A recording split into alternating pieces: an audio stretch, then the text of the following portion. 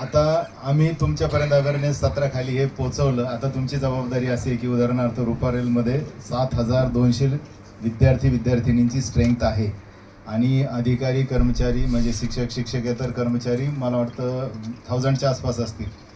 तर तुमच्या वेगवेगळ्या ग्रुपमध्ये हे सर्व ऐकलेलं पाठवा की जेणेकरून आपल्याला अवेअरनेस हाच मुद्दा आहे सायबर फ्रॉड प्रिव्हेन्शनसाठी.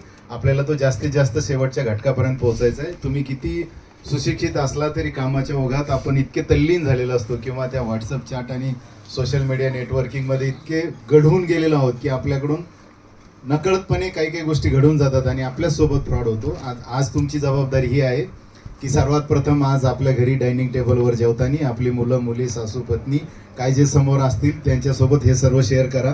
प्लस उद्यापासून आठवडाभर तुमच्या शाळेमध्ये वेगवेगळ्या सत्रात शिक्षकेतर कर्मचारी यांना पण तुम्ही इथं शिकलेलं पोहोचवा म्हणजे आमचा उद्देश सफल होईल.